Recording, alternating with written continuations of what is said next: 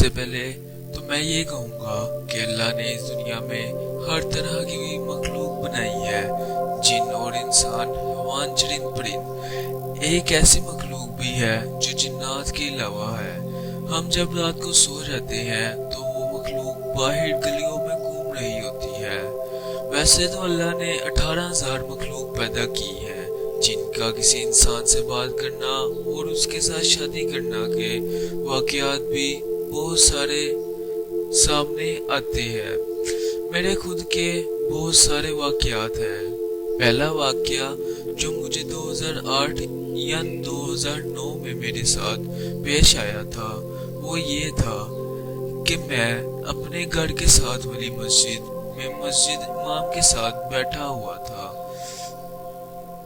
मगरिब की नमाज के बाद इशा की नमाज तक बैठे रहे। वहाँ इशा की नमाज पढ़कर मैं इमाम साहब के कमरे में गया तो इमाम साहब के ऊपर आ गए। उनके साथ एक आदमी आया था जिसका हुलिया इंसानों जैसा था, बड़ी बड़ी दाढ़ी मुबारक भी थी। वो आया और बैठ गया, मस्जिद इमाम साहब के साथ बातें करने लगा। मैं भी उसके साथ बैठ गया। बातें करते करते उसने जिन्नात की बातें शुरू कर दी। मैंने उसकी तरफ देखा। जब ध्यान दिया तो मैं उसकी बातों से लुत्फअंदोज होने लगा था। अताउल्लाह शाह बुखारी की बातें शुरू कर दी। मैं चुप करके सुनता रहा। वो कह रहा था कि अताउल्लाह शाह बुखारी मजाक भी काफी अच्छा कर लेते थे। एक दिन अताउल्लाह शाह बुखारी साहब गुस्ल करने के लिए तैयार हुए, तौलिया अपने कंधे पे रखा और बाथरूम की तरफ जाने लगे।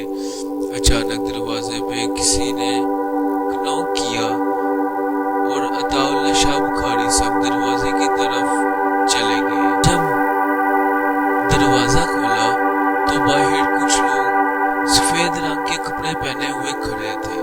अताउल्लाह शाह बुखारी को साथ लेकर चले गए।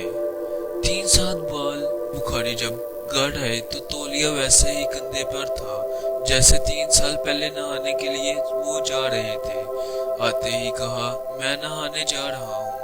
फिर उस बंदे ने अताउल्लाह शाह बुखारी के कुछ किस्से और सुनाए। तब तक रात के 10 बज चुके थे। इमाम साहब ने कहा, अब आप लोग जाओ, मुझे सोना है। हम लोग वहां से चले गए। इमाम साहब अपनी जगह चले गए।